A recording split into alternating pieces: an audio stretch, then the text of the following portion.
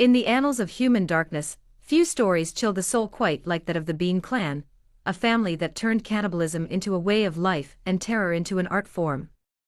For 25 years, they haunted the rugged coastline of southwestern Scotland, transforming travelers' journeys into nightmares and entire communities into ghost towns. This is not a tale of monsters born from folklore, but a documented horror that unfolded in the shadows of civilization itself. The year was 1400, and Scotland was a land caught between worlds, medieval traditions clashing with emerging Renaissance ideals while political instability created perfect conditions for chaos to flourish. In this backdrop of uncertainty, Alexander Sorney Bean emerged not as a product of his time, but as something far more sinister. Born into poverty in East Lothian, Bean showed early signs of the violence that would later consume not just him, but generations of his bloodline. Historical records, though fragmented, paint Bean as a man who rejected society's constraints from an early age. Unlike other criminals who operated within existing frameworks of lawlessness, Bean chose to create his own twisted civilization. When he met Agnes Douglas, a woman whose reputation preceded her in whispers of witchcraft and murder, their union became less a marriage than a pact with darkness itself. The couple's decision to flee civilization wasn't born of romantic idealism, but of calculated malice. They sought a place where their appetites could flourish unchecked, where the normal rules of humanity could be discarded like unwanted clothing. The coastal caves of Galloway provided exactly what they needed, a hidden fortress where screams would echo only off stone walls, and where the tide would wash away evidence of their crimes twice daily. Bean's Cave, located near Ballantrae on the Ayr coast, stretched nearly a mile into the earth's bowels. This wasn't merely a shelter, it was a carefully chosen strategic position. The entrance remained hidden during high tide, making discovery by casual travelers virtually impossible. Inside, the cave system branched into multiple chambers, creating a subterranean labyrinth that would house horrors beyond imagination. The clan's first victims were likely solitary travelers, merchants, pilgrims, and messengers whose disappearances could be easily explained by the dangerous nature of medieval travel. But Bean and Agnes didn't simply rob and kill, they consumed their victims entirely, wasting nothing. What began as desperate hunger evolved into ritualistic cannibalism, with human flesh becoming not just sustenance, but sacred nourishment for their growing family. As Agnes bore child after child in the cave's darkness, each new generation was raised in complete isolation from human society. These children knew no law but their parents' twisted commands, no morality beyond the clan's perverted survival needs. They learned to walk in perpetual darkness, to hunt human prey, and to view the consumption of human flesh as natural as breathing. The children of Saw and Agnes never saw sunlight, never heard normal human speech, and never learned that the world beyond their cave operated under different rules. Their education consisted of lessons in ambush tactics, methods of preserving human meat, and the sacred importance of family loyalty above all else. Love, as understood by civilized society, was replaced by a fierce tribalism that broke no dissent or weakness. Incest became inevitable in this isolated environment, not by choice but by design. Bean understood that maintaining genetic isolation would prevent outside influence from corrupting his perfect family unit. Sons mated with sisters, mothers with sons, creating a genealogical nightmare that produced increasingly unstable offspring. Each new generation grew more feral, more removed from human empathy, more perfectly adapted to their underground hell. The clan's hunting methods evolved with terrifying efficiency. They learned to predict travel routes, to identify vulnerable targets, and to strike with coordinated precision that left no survivors to tell tales. Their victims were dragged back to the cave while still alive, ensuring maximum freshness for the feast that would follow. The lucky ones died quickly. Others faced prolonged torment as the clan practiced techniques passed down through generations. Food preservation became a sacred art within the clan. Human flesh was smoked, salted, and stored in chambers specifically designated for this purpose. The cave walls were lined with hooks from which dismembered body parts hung like grotesque decorations. Arms, legs, and torsos were treated with the same care a normal family might lavish on livestock. Because to the Beans, that's exactly what their victims represented. The psychological transformation of Bean's descendants represented perhaps the most disturbing aspect of their story. Children born in absolute darkness developed heightened senses, but diminished humanity. They could track prey by scent alone, move through their cave system in total silence, and communicate through subtle sounds that mimicked natural cave acoustics. They became something between human and animal, retaining intelligence while abandoning conscience. As the clan grew to over 40 members, their hunting territory expanded dramatically. No longer content with occasional travelers, they began targeting entire merchant caravans and even small communities. Their success bred confidence, and confidence bred carelessness. The calculated secrecy that had protected them for decades slowly eroded as their appetite for human flesh grew insatiable. Local communities began noticing patterns in the disappearances. Trade routes that had operated safely for generations suddenly became death traps. Entire families vanished without a trace, leaving behind only abandoned belongings and sometimes scattered bones. The whispers began quietly, but gradually grew into a chorus of terror that reached the ears of local authorities. The clan's methodical approach to their crimes created a reign of terror that extended far beyond their immediate hunting grounds. Rumors spread faster than truth, transforming normal travel into an exercise in mortal fear. Merchants hired additional guards. Pilgrims traveled in larger groups, and many routes were abandoned entirely. The economic impact of their predation began affecting entire regions of Scotland. Local magistrates initially dismissed reports of the disappearances as exaggeration or natural hazards of medieval travel. Bandits were common, wolves still roamed the Scottish Highlands, and deadly accidents befell travelers regularly. The idea that an organized group was systematically hunting humans for food seemed too fantastic to merit serious investigation. This skepticism allowed the clan to operate with virtual impunity for years. Religious leaders attempted to explain the disappearances through spiritual frameworks, suggesting that Satan himself had taken residence in the Scottish countryside. Some proclaimed the missing persons had been claimed by divine judgment for unknown sins, while others organized prayer vigils and pilgrimages intended to cleanse the land of evil influences. None suspected that the evil was entirely human in origin. The turning point came when the clan made their most ambitious raid yet, attacking a wedding party returning from May. This wasn't a crime of opportunity, but a calculated assault on nearly 30 people, including women and children from prominent local families. The sheer audacity of the attack, combined with the social status of the victims, finally forced authorities to acknowledge that something far worse than common banditry was terrorizing the region. Survivors of the wedding party attack provided the first concrete evidence of the clan's existence. They described attackers who moved with human coordination, who showed no response to pleas or offers of ransom, and who seemed more interested in capturing living victims than stealing valuables. These testimonies painted a picture of predators who hunted humans the way wolves hunted deer, with patient planning and ruthless efficiency. King James I of Scotland, already struggling with various rebellions and political challenges, initially viewed the reports as local problems requiring local solutions. However, when the disappearances began affecting trade routes crucial to the royal treasury, the situation demanded royal attention.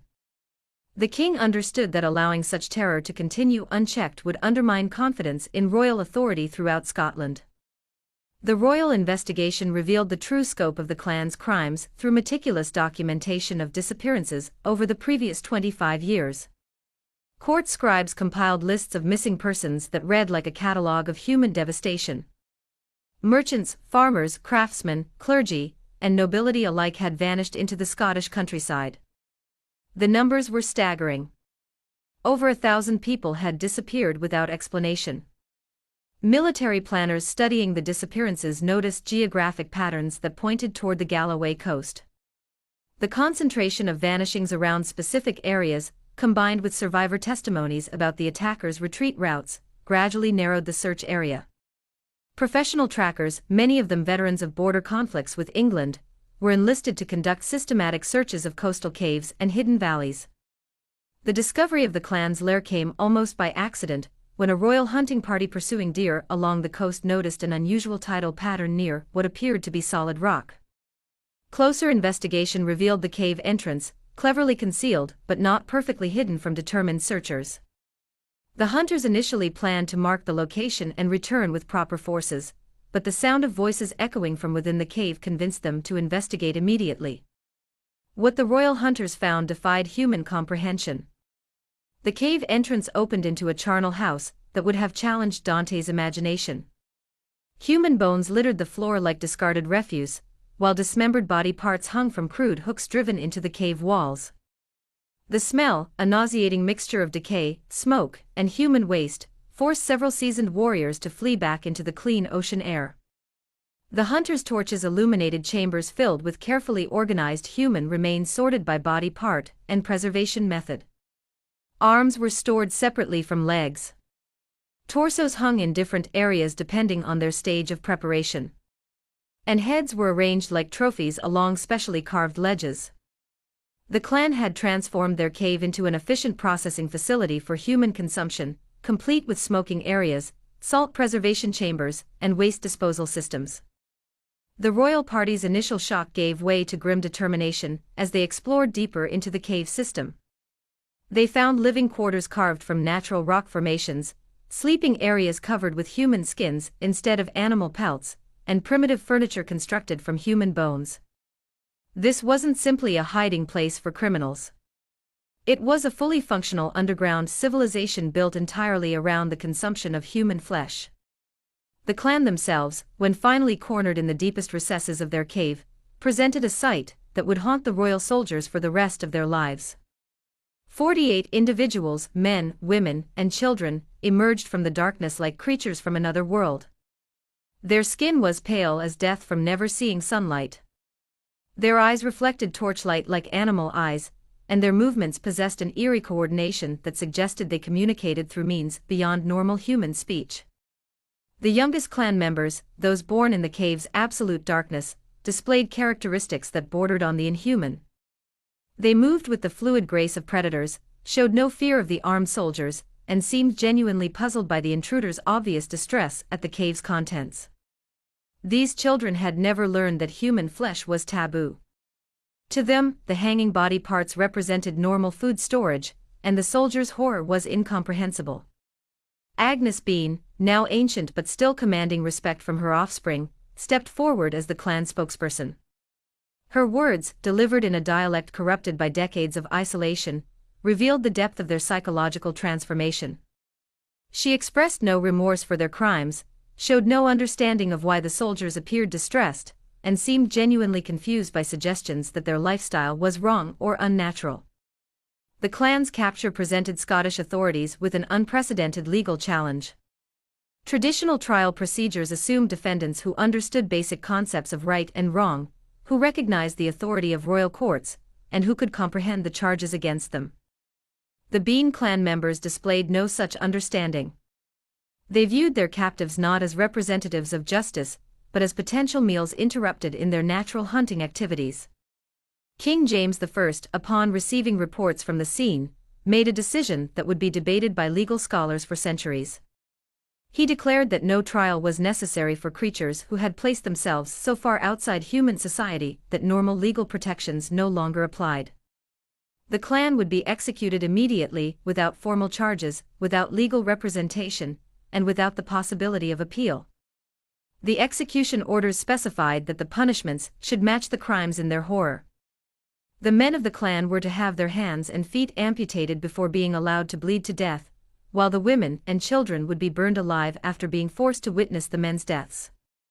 These sentences, extreme even by medieval standards, reflected both royal fury and a desire to ensure that no member of the clan could ever threaten Scotland again. The executions took place in Edinburgh before crowds that had travelled from across Scotland to witness the end of the nation's most notorious criminals. The spectacle served both as entertainment and as a warning. This was the fate that awaited those who placed themselves outside the bounds of human society. The clan members faced their deaths with the same inhuman calm they had displayed when captured, showing neither fear nor remorse until the very end. Contemporary chronicles report that even the hardened executioners, men accustomed to the violent theater of medieval justice, were disturbed by the clan's responses to their impending deaths. The women showed no maternal instincts to protect their children. The men displayed no defiance or courage, and the children exhibited curiosity rather than terror. Their reaction suggested minds so thoroughly corrupted by their upbringing that normal human emotions had been completely suppressed. The public's reaction to the clan's execution revealed the deep psychological impact their crimes had inflicted on Scottish society. Witnesses reported feeling not satisfaction at justice served, but a disturbing sense that something fundamentally wrong with the world had been temporarily corrected. The clan's very existence had challenged basic assumptions about human nature, forcing people to confront the possibility that civilization itself might be more fragile than they had believed. Religious authorities seized upon the clan's story as evidence of humanity's capacity for evil when separated from divine guidance. Sermons preached throughout Scotland used the Bean family as examples of what happened when people rejected God's law in favor of their own desires. The cave itself was declared cursed ground, and several attempts were made to collapse the entrance and seal the site permanently. The economic impact of the clan's 25-year reign of terror extended far beyond the immediate costs of their crimes. Trade routes that had been abandoned due to fear required years to regain their former traffic levels.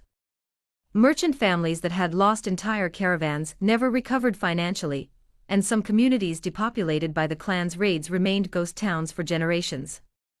The psychological scars proved even more persistent than the economic damage. Scholars attempting to understand how such a family could exist for so long without detection point to several factors unique to medieval Scotland. The rugged coastal geography provided perfect hiding places. The sparse population meant disappearances might go unnoticed for extended periods, and the feudal political system created gaps in authority that allowed criminals to operate with relative impunity. The clan's story also illuminated the importance of social institutions in maintaining human civilization. Children raised in complete isolation from normal society developed into creatures that retained human intelligence while losing human empathy. Their transformation suggested that morality and conscience, far from being innate human characteristics, required careful nurturing through social interaction and cultural transmission. Modern psychologists studying the Bean clan's documented behaviors note striking similarities to cases of extreme child abuse and isolation. The clan's children displayed classic symptoms of reactive attachment disorder, characterized by an inability to form normal emotional bonds, lack of empathy for others' suffering, and failure to develop age-appropriate social skills. However, the scale and duration of their isolation created pathologies far beyond anything documented in contemporary cases. The legend of Sane Bean has inspired countless stories, books, and films over the centuries, but historians caution against treating fictional elaborations as historical fact. While the core elements of the story, a cannibal family operating from coastal caves, appear in multiple historical sources, many details have been embellished or invented by later storytellers seeking to maximize the tale's horrific impact. Archaeological investigations of the supposed Bean Cave have yielded mixed results. While human bones have been discovered in coastal caves along the Galloway coast, dating these remains and connecting them definitively to the Bean clan has proved challenging. Some scholars argue that the story represents a composite of multiple criminal families operating in the region, while others maintain that the basic outline of events is historically accurate. The Bean clan's legacy extends beyond mere historical curiosity to raise fundamental questions about the nature of humanity itself. Their story forces consideration of how quickly civilized behavior can disappear when social constraints are removed, and how thoroughly human nature can be corrupted by isolation and desperation. These questions remain relevant in an age when social isolation and family dysfunction continue to produce individuals who seem to exist outside normal moral boundaries. The tale also serves as a warning about the importance of community vigilance and social responsibility.